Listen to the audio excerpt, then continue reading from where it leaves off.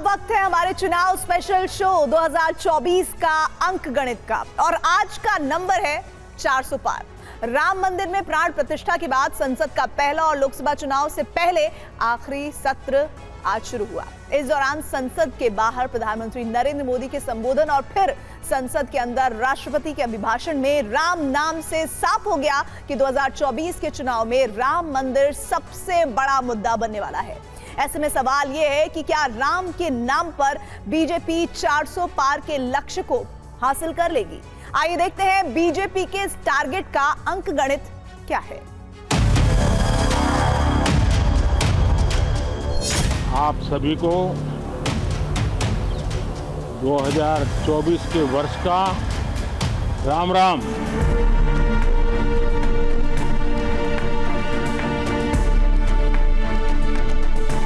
सदियों की प्रतीक्षा के बाद हमारे राम आ गए। सर्व समावेशक विकास हो रहा है। ये यात्रा जनता जनार्दन के आशीर्वाद से निरंतर बनी रहेगी। इसी विश्वास के साथ फिर आप सभी को मेरा राम राम। राम नाम और बीते 10 साल के काम से बीजेपी को 2024 में 400 से ज्यादा सीट जीत लेने की उम्मीद है।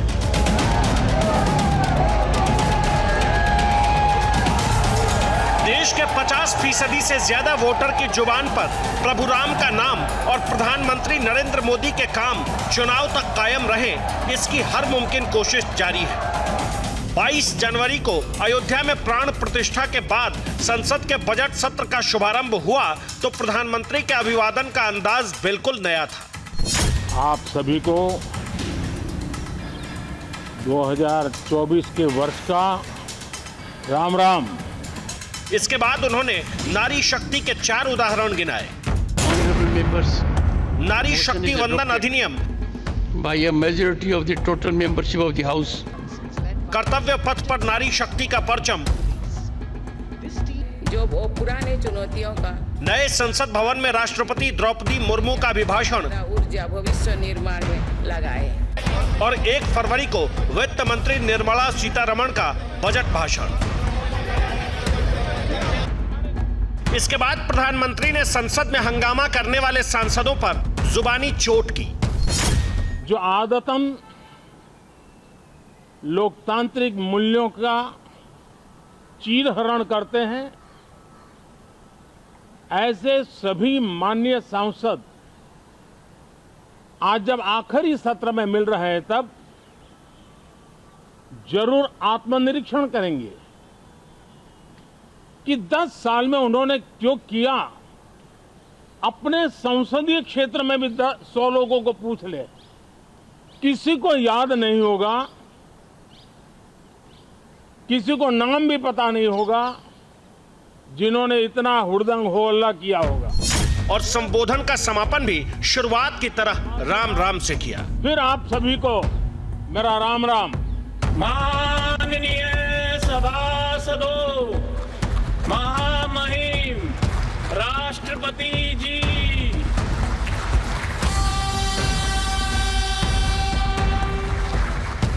फिर संसद के बजट सत्र के शुभारंभ के अवसर पर राष्ट्रपति का आगमन हुआ, अभिभाषण हुआ।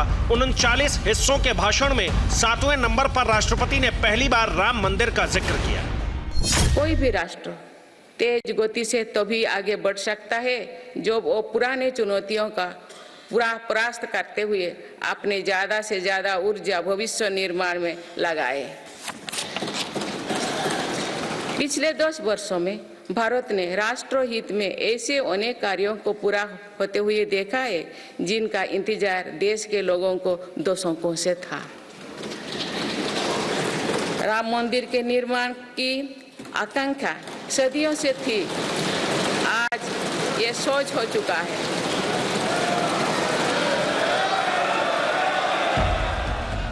इतना सुनते ही सत्ता पक्ष की तरफ से जोरदार तालियां बजी।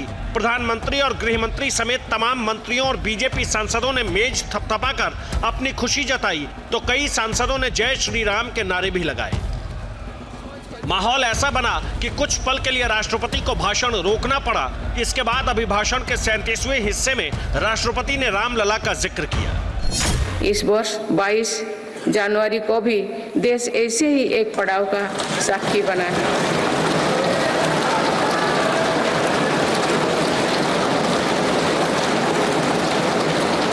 सदियों की प्रतीक्षा के बाद अयोध्या में रामलला अपने भव्य मंदिर में विराजमान। ये करोड़ों देशवासियों की इच्छा और आस्था का प्रश्न था, जिसका उत्तर देश ने पूरे सद्भाव के साथ खोजा है। बीजेपी राम मंदिर के निर्माण को संकल्प से सिद्धि और प्रधानमंत्री नरेंद्र मोदी की प्रसिद्धि का सबूत बताती है। चुनावी साल में राम मंदिर का उद्घाटन हुआ है। ऐसे में बीजेपी इस मुद्दे को भुनाने में कोई कसर नहीं छोड़ने वाली। बीजेपी को भगवान राम के नाम और प्रधानमंत्री नरेंद्र मोदी के कामों पर इतना यकीन है कि इस बार के चुनाव में वो 400 पार पर जोर दे रही है। बीजेपी की 300 पार वाली सरकार में राम मंदिर का निर्माण हुआ। 500 साल की प्रतीक्षा परिणति तक पहुंची। ऐसे में बीजेपी इसके प्रसाद के तौर पर 2024 में 400 से ज्यादा सीट चाहती है। हमारे राम आ गए हैं। हमारे रामलला अब टेंट में नहीं रहेंगे।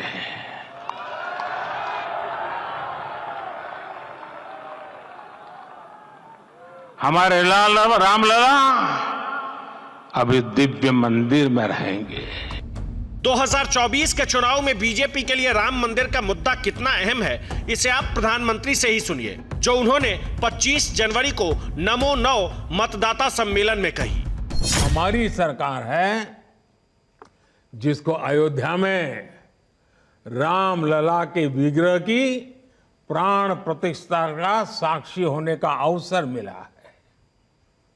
जब देश में पूर्ण बहुमत की सरकार होती है तो नीति में, निर्णयों में स्पष्टता होती है। पूर्ण बहुमत की सरकार के परिणामों में प्रधानमंत्री ने राम मंदिर को भी गिनाया। ऐसे में अब सवाल ये कि मतदान के समय चाहे नए मतदाता हों या पुराने, क्या राम के नाम पर बीजेपी को प्रचुर सीटों का प्रसाद देंगे? जाहिर है ये नतीजों के बाद पता चलेगा, लेकिन इसे हासिल करने के लिए बीजेपी और पार्टी के सबसे बड़े नेता नरेंद्र मोदी ने ना तो राम मंदिर की प्राण प्रतिष्ठा से पहले कसर छोड़ी और ना ही अब कोई कमी छोड़ने को तैयार है। आप सभी को 2024 के वर्ष का राम राम। आमतौर पर हिंदी पट्टी के राज्यों में राम मंदिर का प्रभाव माना जाता है, लेकिन अयोध्या में प्राण प्रतिष्ठा से पहले जिस तरह से प्रधानमंत्री ने अपने यम नियम अनुष्ठान के दौरान महाराष्ट्र, आंध्र प्रदेश, केरल और तमिलनाडु के राम मंदिरों का दौरा किया, उसे गैर हिंदी भाषी राज्यों में अयोध्या का असर सुनिश्चित करने की कोशिश के तौर पर देखा गया। मोदी 22 जनवरी से पहले आंध्र प्रदेश के लेपाक्षी मंदिर गए, केरल के त्रिपुरार मंदिर गए, तमिलनाडु के रामेश्वरम समेत भगवान राम से जुड़े कई मंदिरों में गए। दक्षिण के इन मंदिर दर्शनों से बीजेपी को 2024 में चमत्कार की उम्मीद है, क्योंकि 2019 में इन राज्यों में उसे एक भी सीट नसीब नहीं हुई थी।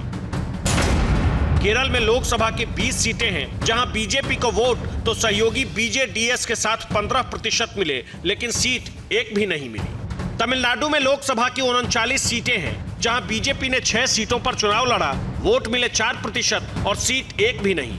तमिलनाडु की बाकी 33 सीटों पर एआईएडीएमके समेत 4 बीजेपी के 4 सहयोगी दलों ने उम्मीदवार उतारे, जिन्हें वोट मिले 18%, लेकिन सीट सिर्फ एक मिली। इस बार तो बीजेपी का एआईएडीएमके से गठबंधन भी टूट चुका है। आंध्र प्रदेश में लोकसभा की 25 सीटें हैं, जहां बीजेपी को वोट सिर्फ 1% मिले और सीट 0। अब बीजेपी इस अंक गणित को बदलना चाहती है। आंध्र प्रदेश, तमिलनाडु और केरल में उसे करिश्मे की उम्मीद है, और अगर बीजेपी को कामयाबी मिलती है तो 400 पार का सपना पूरा होगा, और अगर नाकामयाबी मिलती है तो बीजेपी के अरमान टूटेंगे। लोकसभा सीटों के लिहाज से उत्तर प्रदेश के बाद महाराष्ट्र दूसरा सबसे बड़ा राज्य है, जहां बीजेपी को 2019 में अविभाजित शिवसेना के साथ जबरदस्त जीत मिली थी। 48 सीटों वाले महाराष्ट्र में बीजेपी ने 25 सीटों पर उम्मीदवार उतारे। इन सीटों पर उसे 28% वोट और 23 सीटें मिली। तो बीजेपी की सहयोगी शिवसेना ने 23 सीटों पर उम्मीदवार उतारे। जहां उसे वोट 23% मिले तो सीट मिली 18। इस बार शिवसेना 2 हिस्सों में टूट चुकी है। एकनाथ शिंदे वाली शिवसेना बीजेपी के साथ है तो उद्धव ठाकरे वाली शिवसेना विपक्षी गठबंधन इंडिया के साथ। एनसीपी भी 2 हिस्सों में बंट चुकी है। अजीत पवार की एनसीपी बीजेपी के साथ है तो शरद पवार वाली एनसीपी विपक्षी गठबंधन इंडिया के साथ। बीजेपी को जिन राज्यों में सीट का अंकगणित गड़बड़ाने का खतरा था उनमें महाराष्ट्र भी शामिल था, लेकिन शिवसेना और एनसीपी में टूट के बाद बीजेपी का हौसला फिर मजबूत हुआ है। ऊपर से राम मंदिर का माहौल भी उसके पक्ष में जाने की उम्मीद है। राम भारत की चेतना है, राम भारत का चिंतन है, राम भारत की प्रतिष्ठा है।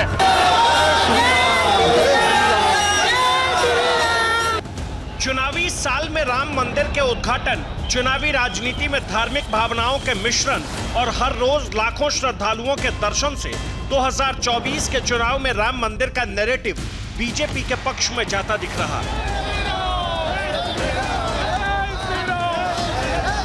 राम मंदिर को बीजेपी ने जिस तरह से मुद्दा बनाया है उससे विपक्षी गठबंधन चिंतित है और इसी चिंता का असर है कि कांग्रेस समेत विपक्ष के तमाम नेताओं ने अयोध्या का निमंत्रण ठुकरा दिया। जाहिर है बीजेपी इसे भी चुनावी मुद्दा बना सकती है, विपक्ष के नेताओं को राम विरोधी बता सकती है। यही वजह है कि अब कांग्रेस के भी सुर बदलने लगे हैं। राम मंदिर का जिक्र उन्होंने किया और जिसपे राम मंदिर का तो प्रस्ताव कांग्रेस वर्किंग कमेटी ने भी पास किया है कि हम भव्य राम मंदिर चाहते हैं। राम मंदिर का हम कोई विरोध करते ही नहीं। कांग्रेस पार्टी राम मंदिर के पक्ष में, उसका स्वागत किया हमेशा।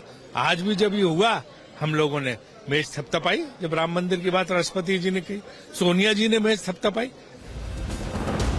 कहा तो ये भी जा रहा कि बिहार में नीतीश कुमार के पाला बदलने में राम लहर ने भी बड़ी भूमिका निभाई।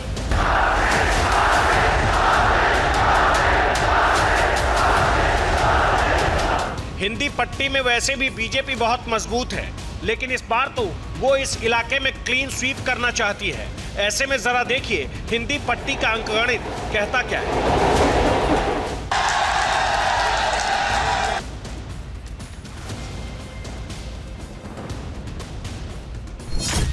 2019 के चुनाव में बीजेपी ने हिमाचल प्रदेश की सभी 4 सीटें और उत्तराखंड की सभी 5 सीटें जीत ली थी। उत्तर प्रदेश की 80 में से सहयोगी अपना दल की 2 सीटों के साथ बीजेपी ने कुल 64 सीटें जीती।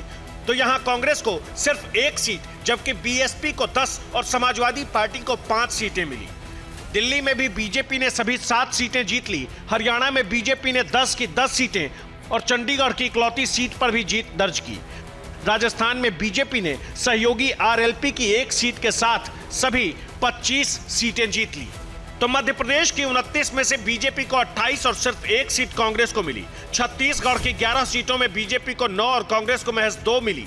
बिहार की 40 में से बीजेपी को 17 और सहयोगी जेडीयू को 16 और एलजेपी को 6 सीट पर जीत मिली, जबकि कांग्रेस को यहां भी सिर्फ 1 सीट मिली।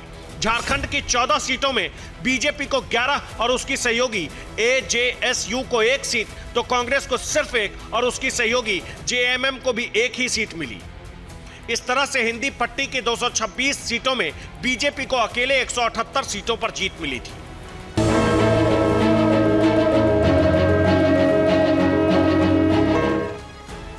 इस बार फिर से राम और हिंदुत्व ये 2024 के चुनाव में सबसे बड़ा मुद्दा होगा। लोगों के अंदर ये मुद्दे हैं, जो उसकी आवाज देगा वो इस चुनाव में जीतेगा। क्योंकि भारतीय जनता पार्टी खुल के आवाज दे रही है। प्रधानमंत्री मोदी ने वहां जो भाषण दिया है, इसका मुकाबला करने के लिए भारत में विपक्ष नहीं तैयार है। क्योंकि विपक्ष कहता तो है कि नहीं, हम तो राम के विरोधी नहीं है, लेकिन सारे विपक्ष ने राम मंदिर में प्राण प्रतिष्ठा के निमंत्रण को ठुकरा कर यह बताया है कि उनके मन में क्या है।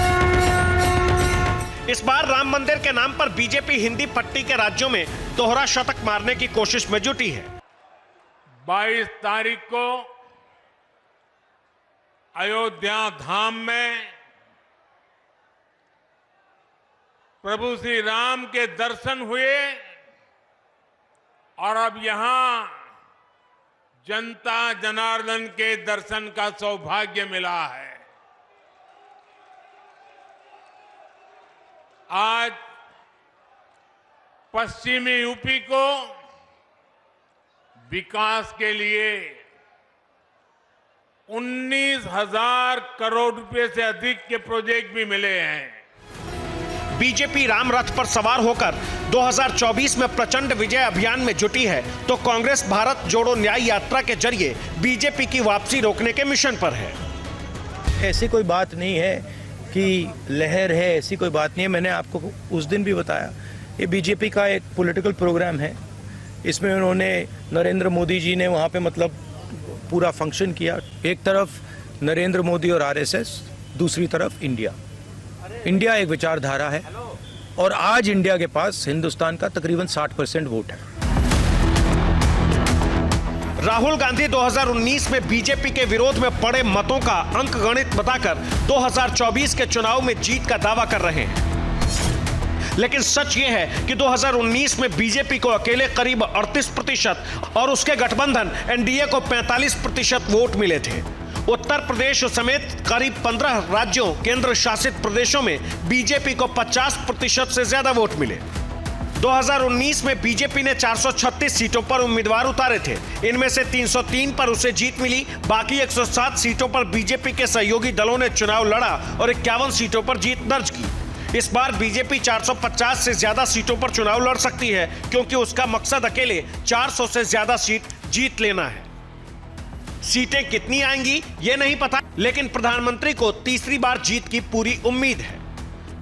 कि जब चुनाव का समय निकट होता है तब आमतौर पर पूर्ण बजट नहीं रखा जाता है। हम भी उसी परंपरा का निर्वाह करते हुए पूर्ण बजट नई सरकार बनने के बाद आपके समक्ष लेकर के आएंगे। इस बार एक दिशा निर्देशक बातें लेकर के देश की वित्त मंत्री निर्मला जी हम सबके सामने कल अपना बजट पेश करने वाली है। अब 140 करोड़ भारतवासियों की निगाहें अंतरिम बजट पर है, क्योंकि चुनावी साल में उन्हें सरकार से बड़ी सौगात की उम्मीद है। अयोध्या में राम मंदिर की प्राण प्रतिष्ठा के दौरान ही प्रधानमंत्री नरेंद्र मोदी देव से देश और राम से राष्ट्र की संकल्पना को पेश कर चुके हैं। अब 2024 के लोकसभा चुनाव से पहले अंतरिम बजट पेश होने जा रहा है, जिससे न केवल राम राज का काम पूरा हो सकेगा, बल्कि चुनावी काम भी पूरा हो जाएगा। वैसे मोदी सरकार बड़े और कड़े फैसले लेने के दावे करती है। ऐसे में सवाल ये कि क्या बीजेपी राम के नाम और मोदी के काम पर ही चुनाव में उतरेगी, या फिर अंतरिम बजट में चुनावी जीत की गारंटी वाले ऐलान भी करेगी। Bureau report, TV9 Bharatvarsh.